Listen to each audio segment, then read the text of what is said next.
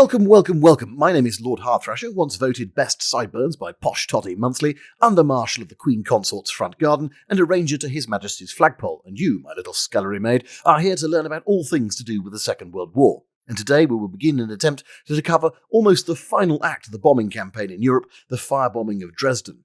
The short version of this story, for the slower members of the class who are still trying to figure out what flavour of crayon they have lodged up their nasal cavity, is this. Dresden was bombed on the night of the 13th-14th of February 1945 by the RAF. They dropped 2,600 tons of explosives and incendiaries on the city, burning 13 square miles of the city centre, and the largest firestorm in the world had ever seen to that point was unleashed, killing about 35,000 people in a single night. But it was also a lot more than that too.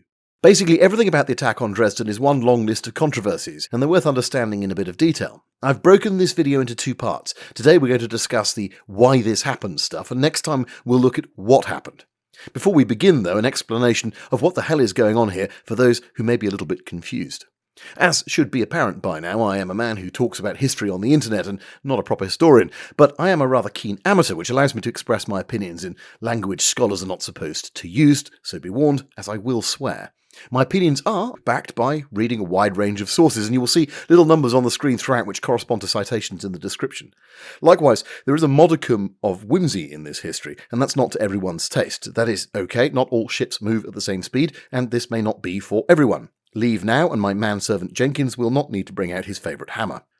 For those who are willing to hang around, might I ask a small favour and encourage you to hit the like and subscribe button and so forth, and ideally visit my merch store or maybe even consider joining the Hellfire Club on my Patreon. Jenkins, did I do that bit right? I did? Excellent. Hopefully the little fuckers will, the generous general public will sign up in droves. Alright, notices done, let's get on with it. Now look, I will level with you, if you'll excuse that pun. I was going to skip Dresden altogether. Reading the accounts of survivors is as much fun as an anaesthetic-free rhinoplasty, and there are hordes of people who won't listen to whatever I say, and it needs an awful lot of contextualisation, which made it look like a lot of hassle. But then Jenkins pointed out that the bombing of Dresden is probably the only thing that Joe Public has actually heard of before in the entire air campaign, and everything that everybody knows is, well, basically wrong. Some people, and we all know who they are, edgy opinions, always white, think certain leaders are okay because they made the trains run on time, tattoos that are kept covered up most of the time, yep, those guys, they will tell you that the bombing of Dresden was a war crime akin to the Holocaust, which it wasn't, or that it killed more people than the A-bomb being dropped on Hiroshima, which it didn't, that the death toll was between 150,000 and 250,000, which it really wasn't, or that attacking the city was pointless, which it wasn't, or that Arthur Harris wanted a pristine city to bomb, which he didn't, or that Dresden didn't have any military industrial factories in it, which it did in vast quantities, that Dresden wasn't a Nazi city, which it absolutely was, or that the bombing missed the rail system, which it didn't, or that the bombing of Dresden proves what utter bastards the British are, which, well, okay, fair enough, but the Yanks attacked the wreckage too, with more aircraft over a longer period of time. Oh, sorry, you thought this was just a British thing? Au contraire, mes amis. The problem, however, for those who might wish to defend the attacks on Dresden and refute the arguments, is that whilst all those things that the pasty white guys say with their funny tattoos are exaggerations, they aren't completely divorced from reality. The death toll was exceptionally high. The raids clearly hit a hell of a lot more than just the factories or the rail connections, and more square miles of that city were destroyed in this attack than any other city in the entire European air war. It was the first time that the RAF, but not the USAAF, had targeted Dresden in the war, and it happened incredibly late. Dresden was thought to be one of the most beautiful cities in Europe. In short, why the fuck was a city like that bombed then? And to answer that, much to my chagrin, I'm actually going to have to do some serious historian stuff here and give you a balanced, contextualised view of what occurred and let you draw some of your own conclusions. Absolutely bonkers, I know, it'll never catch on in 2026. If we're going to do proper historian shit, then let's do proper historian shit. To answer the why, we're going to explore two tangents that will help us to understand things a little bit better, and then we'll come to the targeting of the city itself. So tangent number one, let's go back in time and talk a bit about the dark and scary thing that is Central European history. Before Dresden became Dresden, it had been many things over the centuries. Back in the 700s, it was simply a Saxon trading post on the River Elbe, located together with a stronghold that was taken by Charlemagne, that he then used to project power and make sure that the Saxons were actually converting to Christianity. Following a Slavic rebellion in 1147, it became a jumping-off point for the Northern Crusades. It occurs to me that not everybody's going to know what the hell those are. All right, look, and tangent on my tangent. In 1095, Pope Urban II told everybody that if they went to the Levant, that's the area around Jerusalem, and it has many, many names, and they killed pagans who'd taken over the holy city there, they would be absolved of their sins and be able to enter the kingdom of heaven, basically tax-free if they died, or if they didn't, they get a year's remission from their sins. This was a pretty sweet deal. Most men were really worried about going to hell for all the, fornication, pillaging, killing, blaspheming, and so forth that was expected of a young nobleman in Europe at the turn of the millennia. But teenagers are teenagers and basically can't be asked to do a lot of things like clean their rooms or tidy up their peasantry or go on really, really long, really, really dangerous journeys. Plus, of course, there was always a chance that whilst they were away, some bugger would stab them in the back and steal their inheritance. Fortunately, an alternative emerged where young nobles could enjoy the sort of diet crusading, but in Europe. See, all of Europe was not, even in the 1100s, actually Christian. Most of modern-day Czechia, Poland, Lithuania, and so forth were actual factual pagans, sitting right there just begging to be slaughtered, and the Slavs had some pretty sweet resources to boot. Pretty quickly, going to the east to enter heaven at the point of a sword became a very popular alternative to trekking all the way to Jerusalem to die of thirst on the horns of Hattin. Long after the Holy Lands had fallen to the Malmuks, young nobles, especially from Germany, continued to go east, basing themselves in Saxony and bringing a whole lot of money and prestige into the area, along with a lot of warfare. Now, marketing has always been a bit of a blind spot for Central Europe, so the town of Dresden, meaning forest dwellers in the swamp, appears in central records for the first time in 1216. The same records refer to two settlements on either side of the Elbe, with the Altstadt, or the Old Town, on the south bank, and the New Town, or Nudstadt, on the northern pagan bank. Hundreds of years of bloody fighting and slaughter meant that the Czechs and Poles weren't always enamoured with their Germanic neighbours, resulting in an ebb and flow of major armies, as well as a lot of good old-fashioned ethnic tensions that flared up into regular bouts of violence. Major pastimes for the locals including throwing one another into dungeons and into rivers and out of windows and down mineshafts, followed by endless rounds of home burning, all much healthier, I'm sure you'll agree, than modern social media. In 1270, the town was being referred to as the altogether more Germanic-sounding Dresden in official documents, which tells you at least who nominally was in charge. In 1387, the last official pagan kingdom, the Grand Duchy of Lithuania, became, on paper, Christian, mostly ending the Northern Crusades. But this is Central Europe that we're talking about, so warfare was never far away. Things were not helped by Martin Luther's little shitpost on the cathedral door in 1517, dividing Christian Europe into two bloodthirsty camps. Saxony became Protestant in short order, and for a while Luther was protected by the kingdom. Then, of course, came the 30 Years' War in 1618, which is still the bloodiest conflict per capita that's ever been fought in European history, and Dresden once again became an embattled city. Somehow it survived, indeed it thrived, and at the end of the war in 1648, just as the Second English Civil War was kicking off, Dresden recorded a population of 21,000, making it one of the bigger cities in Europe. By 1694, Dresden was the seat of the electors of Saxony, and one in particular, Augustus I, who quite fancied becoming a king of the Polish-Lithuanian Commonwealth. Let me just stop myself there. This is post-production HardThrasher. Technically correct is the best kind of correct, so let's be technically correct. Technically, this chap on the screen, Augustus the Strong, is Augustus II, Prince-Elector of Saxony, or Augustus I, King of Poland. He's actually both of those things. And then the guy that we're going to talk about in a moment, Augustus II, is in fact Augustus III, if he's the Prince-Elector of Saxony, or Augustus II, if he's the King of Poland. It's all frightfully confusing. I'm terribly sorry. Hopefully that will stop any Germanic scholars from throwing heavy things at me. And the good news for him was that the throne was uniquely elected. All he needed to do was to go and persuade the electors to vote him in, convert to Catholicism, and voila, he'd be a king.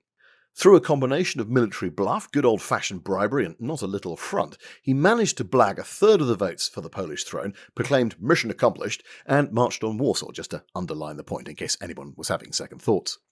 All of this was in fact terrible for Poland, which collapsed about 70 years later, and indeed it wasn't great for Saxony, which was permanently then on the cusp of war with both Prussia and Austria. But thanks to Augustus's passion for mistresses, architecture, and ignoring his bank balance, it was actually superb for Dresden itself as fine buildings began to sprout up and its craftspeople became renowned throughout Europe.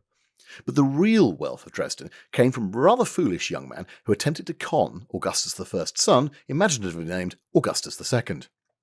Augustus II was cynical and optimistic in equal measure, which is pretty good for a king, really, and he took on the services of one Friedrich Bottger, then on the run from Prussia after some small misunderstandings involving chemistry. You see, Friedrich claimed to be an alchemist with knowledge of how to transmute base metal into gold, the so-called philosopher's stone. Augustus II was intrigued, but also not an idiot. He invited Friedrich to come and talk and offered to protect him from the Prussians. The protection in this case being a very secure laboratory with a lock on the outside of the door. All the better, he explained, for making sure that you can really concentrate on the task at hand. Actually, said Augustus, I don't think you should leave that lab until you've proved that you can actually do what you say you can do. Shouldn't be too hard, right? After all, you've told me you can do it very easily. I don't want to have to use this extensive range of semi-sharp implements on you if you fail. Friedrich, who hadn't really been ready for this move and obviously had no idea at all how he was going to try and turn base metal into gold, panicked and began furiously experimenting to no avail. After 3 years, with Augustus's patience wearing extremely thin, Friedrich attempted to escape in 1703, only to be promptly recaptured. This was a poor life choice. Most rulers in this era would have cut him into tiny, weeny pieces, but Augustus was far-sighted enough to realise that there might still be something in Friedrich's work.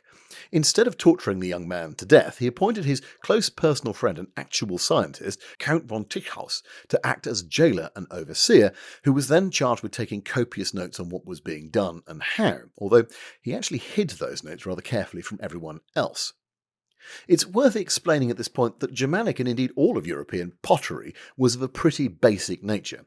Typically, clay pots would be given a lead glaze, they were heavy, they broke easily and inevitably absorbed whatever was put into them over time, and they couldn't really take heat very well. Chinese porcelain, or China as it was known, was a whole different beast. It was tough, heat-resistant, impervious to water and dirt, almost translucent, and could be made exquisitely beautifully. It was also furiously expensive. The secrets of how it was made were guarded jealously by the Chinese court, and no one in Europe really had the foggiest how it was being done. No one, it turned out, other than Friedrich, who, after the Count had died, managed to get hold of his papers, put 2 and 2 together and produce what became known as Messine porcelain, or Dresden china. It provided the backbone of Dresden's economic success for the next 100 years and more. Dresden exploded into life on the back of the money that was now pouring into the city, and began work on the great Frauenkirche, or the Church of Our Lady, in 1722, which became the Protestant cathedral in the heart of the city. In 1736, when it opened, Johann Sebastian Bach performed the inaugural public performance on the organ. Of course, this is Central Europe, so nothing lasts forever, and inevitably the city was sacked in 1760 by the Prussian king Frederick the Great in one of his many campaigns against his neighbours. Dresden was then passed back and forth like fresh meat in a prison block for a few years between Augustus III, Frederick, the Austrians, the Prussians, and several of them burnt it down, starved its population to death, and generally did European war stuff. Somehow both Dresden and Saxony survived to become one of the patchwork of Germanic states which make one's eyes boggle when you look on a map from the mid-1800s. In 1871, Germany unified under the Second German Reich, proclaimed in Versailles, France, because God, let's not just go there, let's just accept the fact it happened in Versailles. As part of the deal, Saxony surrendered much of its power to Berlin, but Dresden continued to be a regional capital and the king remained in nominal charge. Things worked out pretty well for the city, which could finally stop being an armed camp with beauty added on the side and focus instead on just being a beautiful city all of the time, and indeed on making stuff. Europe's first cigarette factory opened there, for example. It's the place where filter coffee and tea bags were invented. It's made precision products like typewriters and later cameras and condoms, to name but a few. It also developed an exciting political scene, which, political scenes in Germany should never really be exciting. They should ideally be as dull as possible. As one example of some of those exciting politics, Dresden declared itself proudly Jew-free in 1901, so that was nice. In fact, of course, Dresden on the eve of the First World War had a Jewish population around 3,500 living in a city of perhaps 517,000 or so, which was pretty typical for Germany as a whole. That number grew over the next 20 years as people fled the Russian Civil War and the rise of the terror in the Soviet Union, but it was never higher than around 6,000. Much like many German cities, there had in fact always been Jews living and working there for centuries. In 1698, Bernhard Lehmann, a prominent Jewish banker, had actually raised the finances necessary for Augustus I to encourage Polish voters to give him the crown through the medium of massive bribes, and where that failed, by funding Augustus's army. As a result, Augustus, and indeed his heirs, viewed the so-called court Jews as not all bad, and prevented the worst of the persecutions and pogroms that they faced elsewhere in Europe. Nonetheless, anti-Semitic feeling ran just as high in the population of Dresden as it did across pretty much anywhere else at the time. In the early 1800s, the pleasure gardens around the Brule Terrace had a prominent sign saying, "No dogs, no Jews," which was only taken down when the general's wife complained that she couldn't walk her dog through the gardens. They weren't permitted to worship openly until 1837 in Saxony, some 30 years after most Germanic states had allowed the practice, and it wasn't until 1848 that they got full civil rights, such as they were in Germany. Nonetheless, there were signs of integration. In 1840, the beautiful and huge Semper Synagogue was opened, with every single one of the king's ministers in attendance at the building's consecration. Of course, this is still Central Europe that we're talking about, so for every apparent ray of sunshine there must naturally be a downpour of misery. In the early 1800s, there had been a lot of agitation in Europe in general, and Germany in particular, for some kind of a change to the status quo in society, ideally to stop oppressing the poor quite so much. Now, personally, I think they were just moaning too much. "Oh, my child has been blinded by the chemicals that they worked 18 hours a day with." I mean, really, if the girl was that clumsy, she was probably always going to go blind. Stop blaming the poor factory owner. He only has a townhouse and 3 hunting lodges to rub together.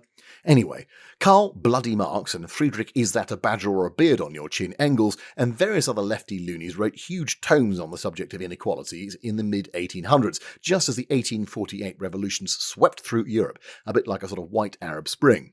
And a bit like the Arab Spring, they mostly ended in disaster, death, gunsmoke, and more dictatorships. But for the first time, the workers had found their voices, and they used it for the next 90-odd years.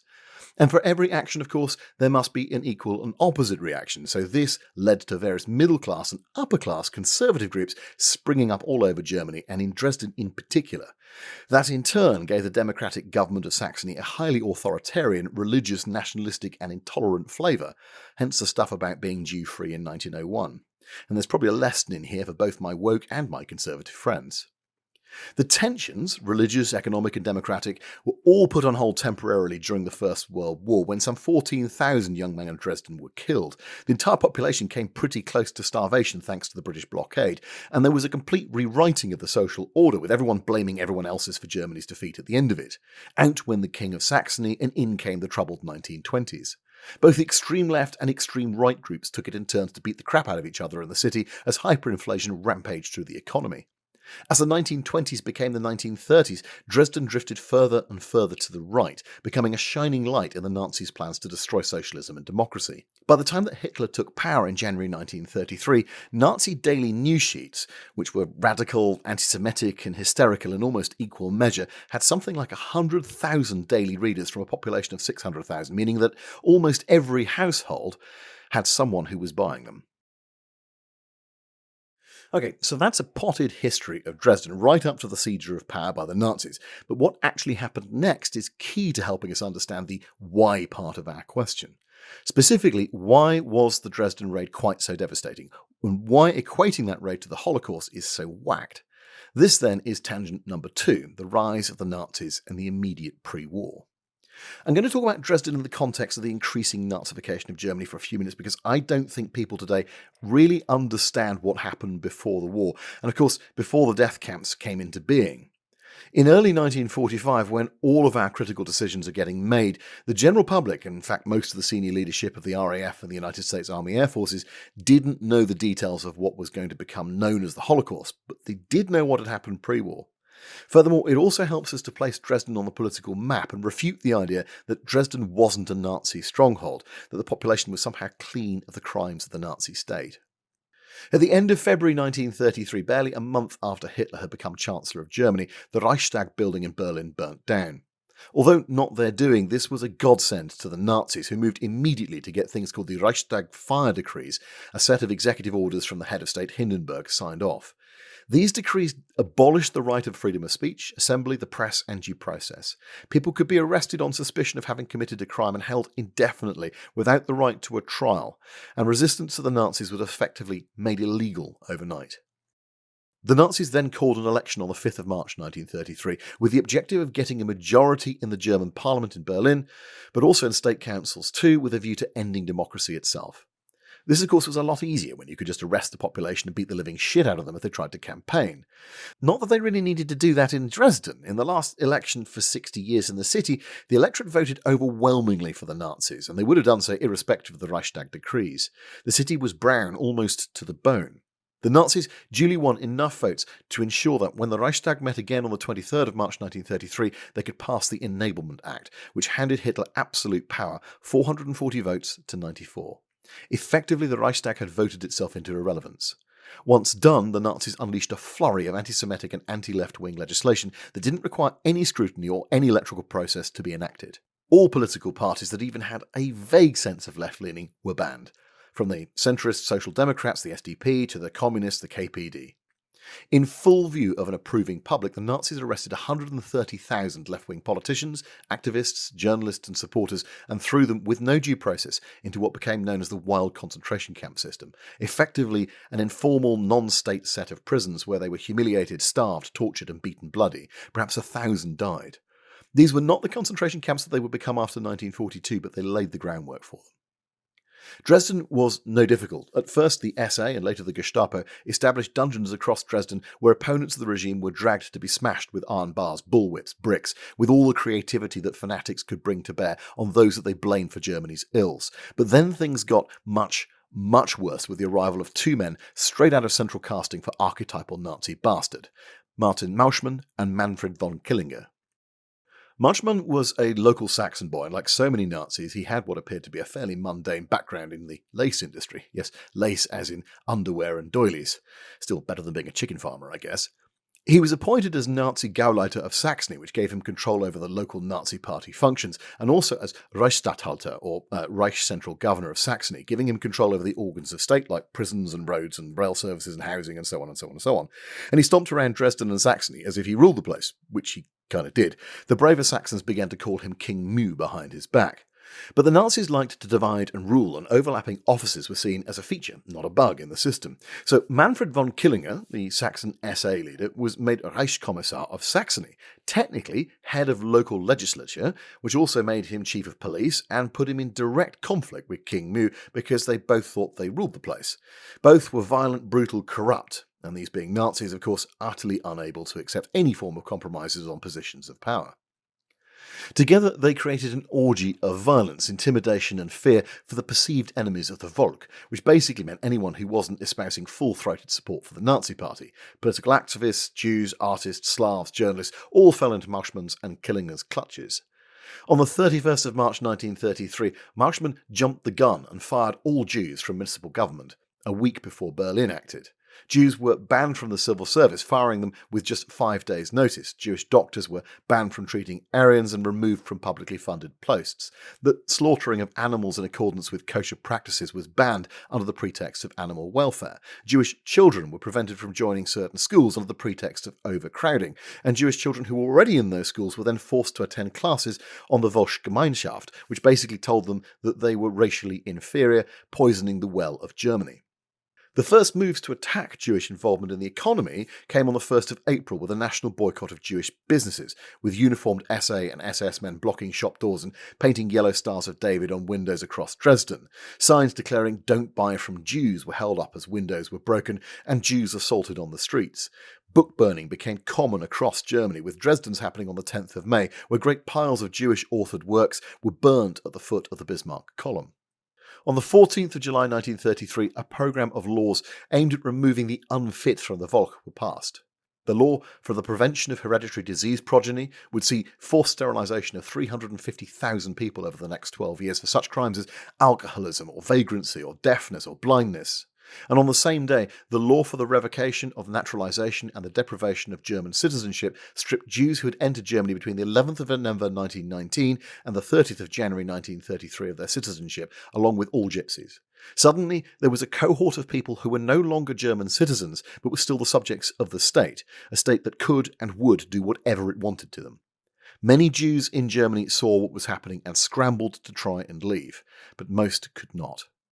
A process of Aryanization of business, that's the forced sale or closure of Jewish-owned businesses, was begun. Jewish businesses could be inspected by local authorities at any time and found to have breached some minor technical law where the owner would then be thrown in jail. They would then be forced, often with violence, to sign that business over to a new Aryan owner, who often just happened to be a prominent member of said local authority or senior party leader. Over the next few years, perhaps 90% of all Jewish businesses in Dresden were acquired by Aryans, a pattern that was reflected across Germany as a whole. And all of this, of course, came against a backdrop of the most hysterical state-controlled anti-Jewish media you can imagine, which pushed violence and conspiracy theories constantly through every channel at its disposal: newspapers, radio broadcasts, newsreels, and so on. Violence on the street, arbitrary arrest, vandalism of property, and police raids all became normal for the Jewish population. Signs began to appear across Dresden: Jews go home, hang the Jews, and more. Some buildings were daubed with signs saying Jews live here, or this apartment block is now Jew-free. And the sign that had hung in the Broad Terrace gardens all those years ago was put back up: no dogs, no Jews. Marshman and von Killinger revelled in their newfound power and their hatred for one another. Hitler had decided that the SA, with their calls for perpetual revolution, suspiciously left-leaning ideals, and unhinged leadership, had served their purposes and now could be safely eliminated. Marshman, ever the political operator, took full advantage. On the 1st of July, in what became known as the Night of the Long Knives, von Killinger was amongst the first to be arrested. His power base was shattered by dozens of subsequent murders. Somehow he survived. He'd actually go on to help agitate for the deportation of Romanian Jews to the death camps before shooting himself in the head in September of 1944 to avoid being captured by the Red Army, so I guess at least that story has a happy ending. By the end of 1934, Marshman was, as the braver wags put it, the undisputed Mussolini of Saxony. He would have serious and wholly negative connotations for the civilian population's chances of survival when the air raids came, as we will see shortly. After a period of relative calm in September of 1935, the Nazis passed what became known as the Nuremberg Laws, the law for the protection of German blood and German honour, and the Reich citizenship law codified who was and who was not a racial Jew and created new classes of people, Mischling, Untermenschen. It defined mixed race by degrees of Jewish blood, a system that would come to define who lived and who died over the next 10 years. Jews were stripped of their citizenship entirely now. Accompanying civil rights were gone. Marriages between Jews and Aryans were banned, and existing couples had to choose between fines, harassment, imprisonment, or divorce. Their children were graded according to their racial purity and liable to be confiscated by the state, where they were put into orphanages where many died of neglect. Sexual relations of any kind between Jews and Aryans now carried a prison sentence for race treason. These laws were temporarily paused to allow for the 1936 Olympics, but came roaring back in 1937, where they were imposed across the whole of society. Meanwhile, economic action was stepped up with a mass confiscation of property, businesses, and denial of education.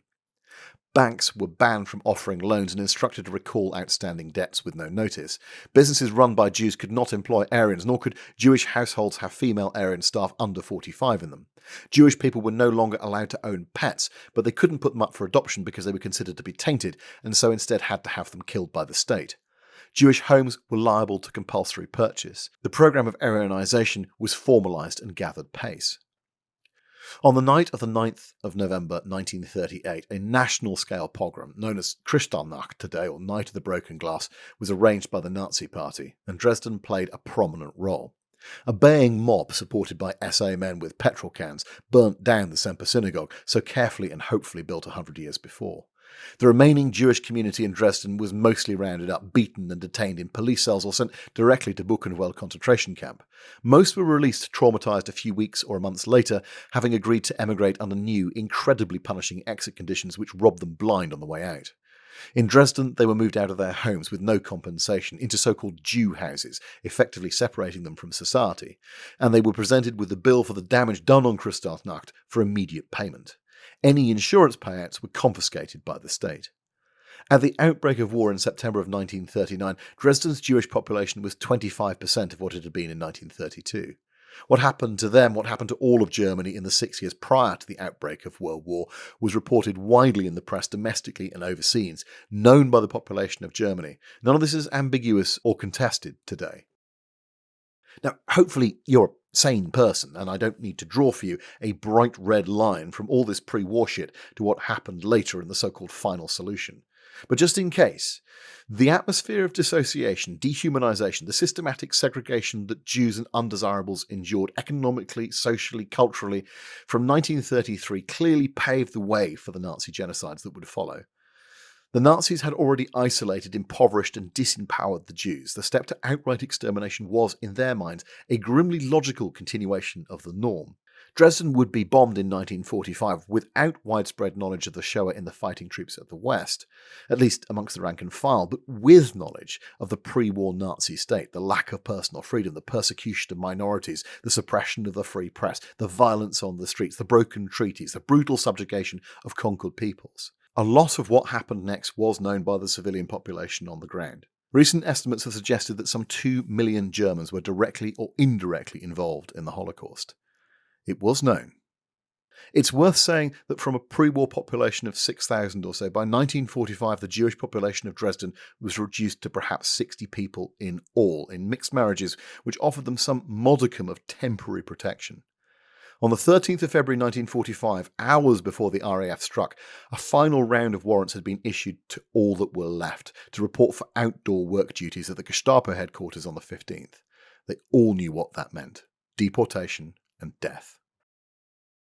Okay, so tangents done. Let's look at Dresden itself. How military and industrial was this city? When the Alberstadt military barracks were completed on the north bank of the Elbe in the 1870s, it was the largest military barracks in the world. In 1914, it had played a key role in Germany's mobilization for war, and in 1938 it did so again with the occupation of the Sudetenland. That's the outer part of Czechoslovakia, the bit with, all the defences in it and most of the industry. In September of 1939, with the Second World War breaking out, Dresden was a key staging post, both for the drives into Poland and, of course, the occupation of what was left of Czechoslovakia. And of course, when there's a shitload of troops, you also need a shitload of rail connections. Dresden's rail connections east-west and north-south were absolutely key parts of German planning pre-First World War, and in the Second World War they allowed units to be redeployed for the campaigns in Poland and in Romania and in the Soviet Union, and of course after 1944 to shuttle units backwards and forwards between the two fronts. 28 military trains carrying almost 20,000 officers and men, plus their tanks, transport, ammunition, food, wounded, fuel and all the detritus of war passed through Dresden's three major rail terminals every day. As a result, Dresden was described by one officer as an armed camp in February of 1945. Dresden had always been, as we observed before, a city renowned for its precision engineering capabilities. Unsurprisingly, during rearmament and then the outbreak of war in 1939, a mass of war work came to the city. It made everything from radios to bomb sights to torpedoes to small arms to ammunition to electronics to machine tooling to specialised engine parts and on and on and on and on and on. Vast profits were made by prominent firms with government and private contracts supporting war production, many of them benefiting from the sudden drop in labour costs due to all the slave labour. From early 1940, these were Jewish prisoners, most of whom were women and had been detached from the concentration camps at Ravensbrück, Flossenbürg, Bergen-Belsen and elsewhere in Saxony, and then brought to a work camp just north of the city. From there they were marched daily, quite openly, through the beautiful streets of Dresden in their rags to their allotted factories, watched by locals who wished, in the main, that they'd just disappear. On the 27th of February 1943, the work camp was liquidated. Of 300 prisoners, just 8 survived the war. These wretches were augmented by thousands of forced labour from across the occupied territories under Organisation Todt, that's Speer's special labour forces. So you had Poles and Czechs and Ukrainians and Dutch and French and Norwegians and Belgians and later Italians, all there to keep arms and armaments flowing from the city. Of course, whilst I'm talking about all of this happening to other people, the German population itself was not escaping the attentions of the Nazis' control.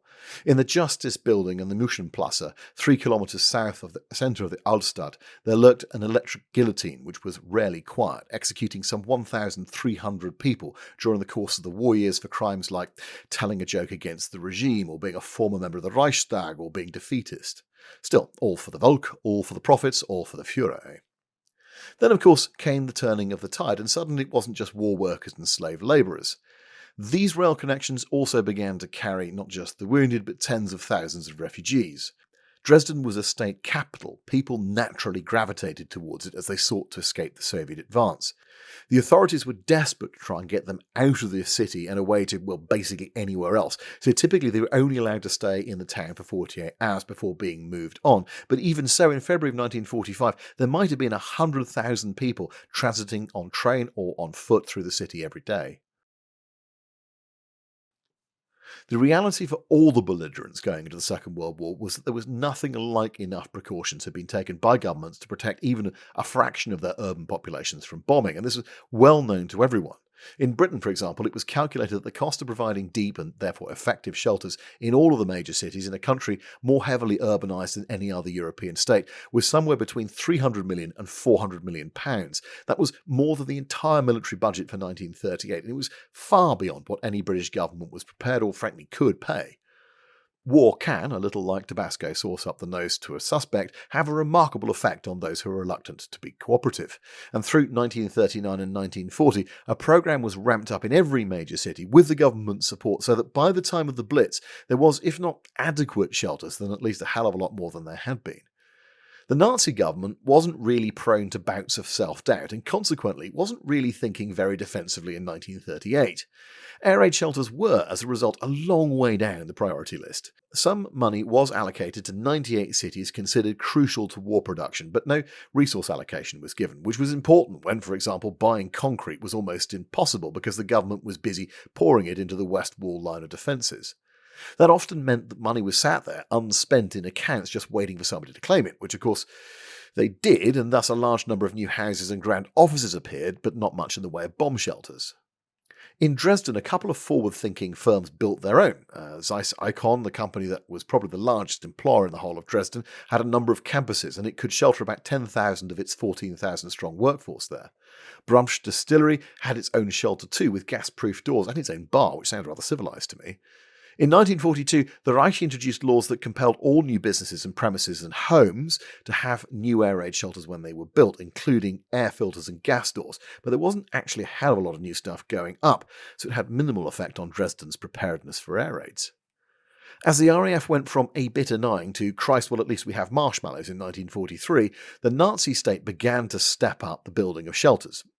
A bit. They made sure, for example, that Martin Moschmann and his cronies had an excellent shelter built for him, with the increasingly rare concrete and steel that no one else could get hold of, as well as one for the chief of police and the NSDAP's local leaders' air raid shelter. And with funds still sat there but unused, the Gauleiter had a second personal shelter built in 1943 under his garden, just for him and a few close cronies, but not for the wider population. This moved even the local SS commander to complain to Himmler, contrasting this carbuncle with the abject failure to provide adequate protection for the population. And honestly, son, if the SS is trying to shame you on ethical grounds, something's gone horribly wrong. Gauleiter Marschmann was sanguine about attacks on Saxony as a whole, believing that his three major towns, Dresden, Leipzig and Chemnitz, were beyond bomber command and later the US AAF's range. In 1942, Dresden air raid alarms went off just 4 times, but then came 1943.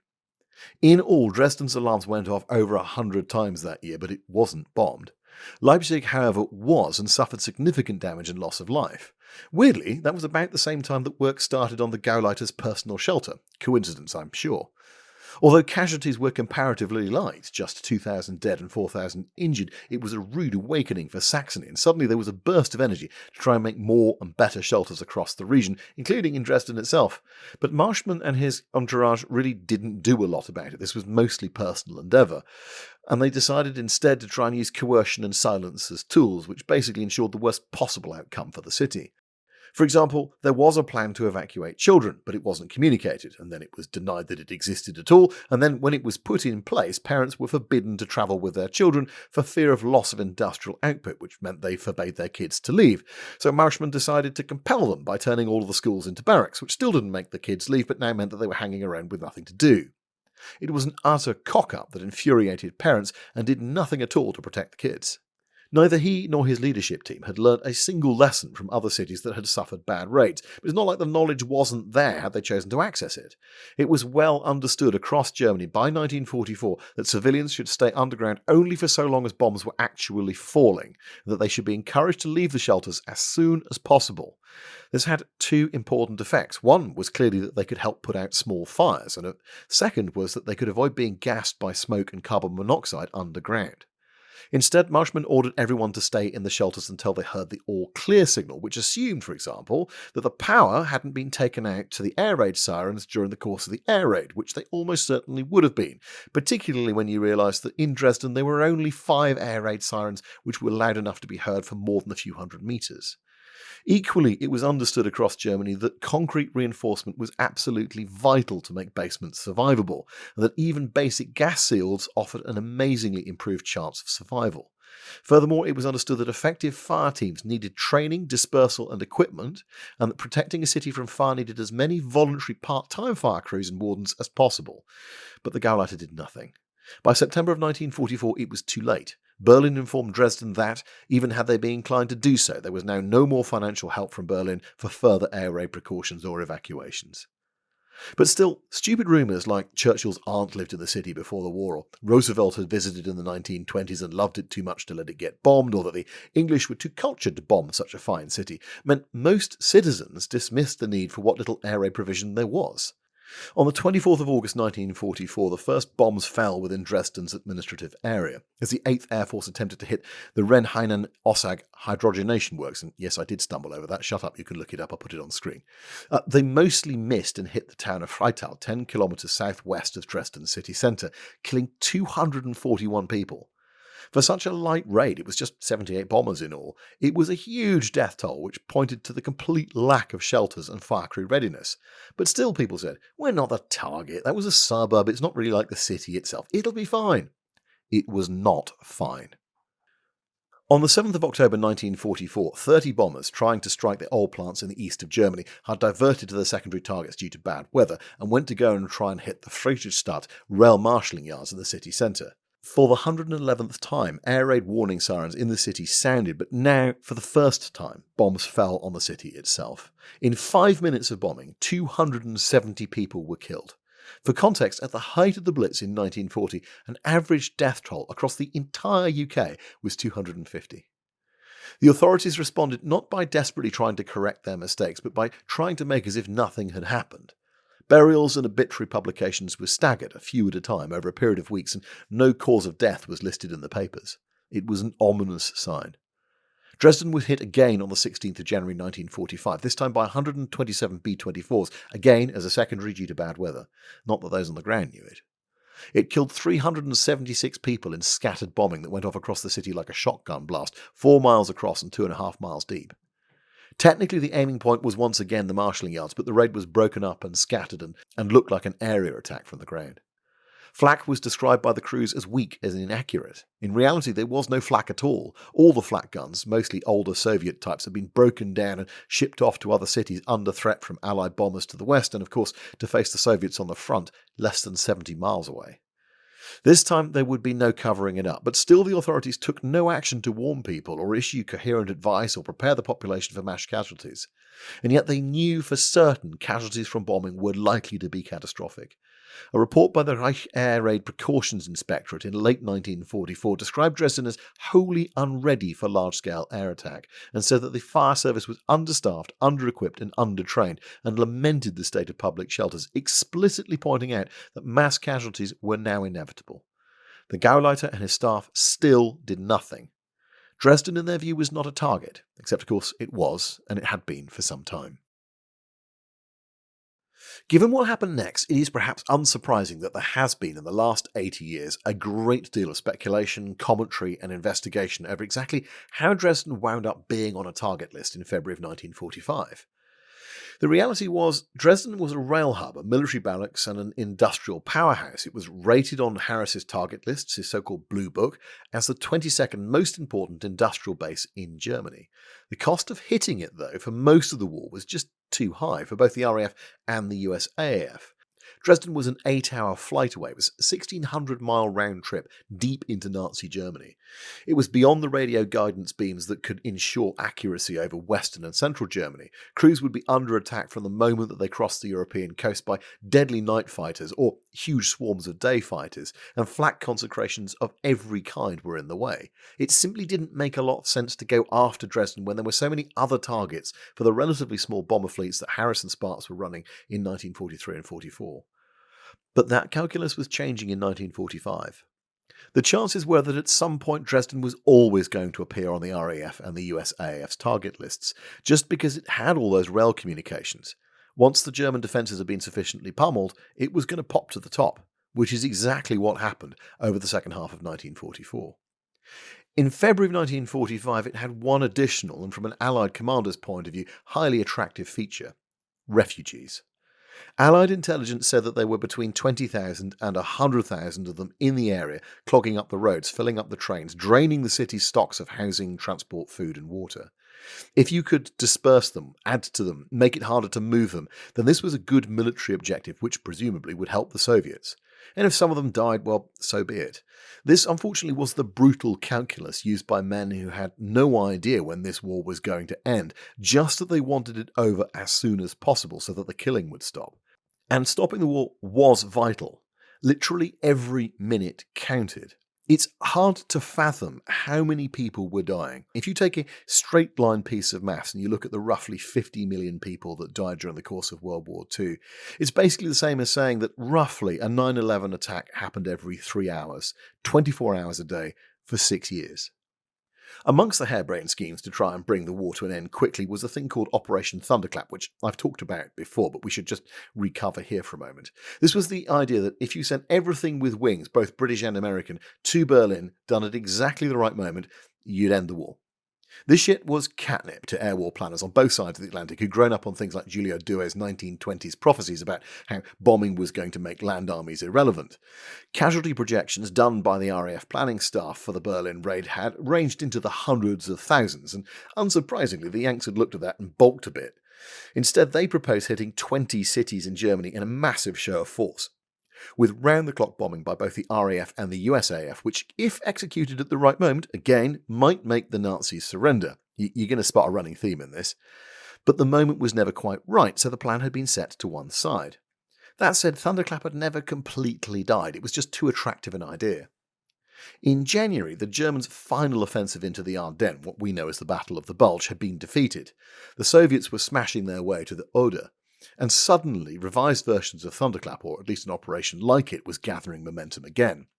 The men in charge, Sir Charles Portal, head of the RAF, Sir Archibald Sinclair, Minister for Air and member of the War Cabinet, Sir Arthur Harris, as he was about to become, head of the RAF Bomber Command, Arthur Tedder, who was Deputy Supreme Allied Commander, Carl Spaatz, head of the United States Strategic Air Forces Europe, and Doolittle as head of the 8th Air Force, all began to take it a bit more seriously.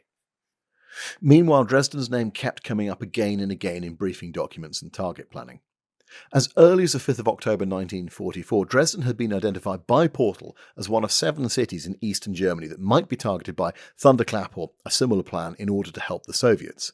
On the 1st of November 1944, Harris had told Portal that he felt that Dresden would be a good target in his monthly roundup of progress, although that wasn't explicitly a Thunderclap plan. Portal remained sceptical, and in a pattern of repeated behaviour that would go on to the end of the war, he'd actually urged Harris to focus on oil targets instead. With the Soviets advancing into Silesia and laying siege to Breslau, Spaatz ordered Doolittle on the 16th of January to look at Thunderclap once more, specifically with reference to Berlin. Spaatz wanted the 8th to go and target the heart of the city, to conduct a deliberate area bombing, which Doolittle dutifully studied, but he made it clear that he violently objected to the idea of changing American policy around precision bombing now. Hitting rail yards in city centres, where inevitably there would be spillage and lots of civilian casualties, was one thing, but aiming for the heart of the city was quite another. He proposed not just Berlin, but other cities in the east where there was obvious military targets to go and beat up, as one document put it, and these included Leipzig, Chemnitz, and of course Dresden.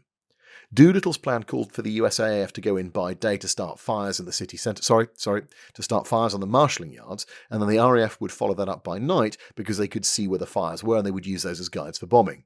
This would have the added benefit, of course, of helping the Soviets advance by hampering German troop movements, by beating up rescue forces and the Volkssturm, and of course making the refugee crisis in the east infinitely worse.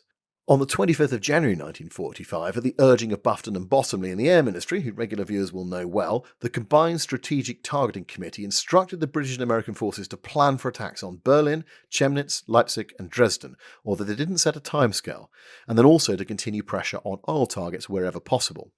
On that same day, Churchill wrote to Sinclair asking, "What plans have you for basting the Germans in their retreat from Breslau?" A slightly unfortunate turn of phrase given what would happen later.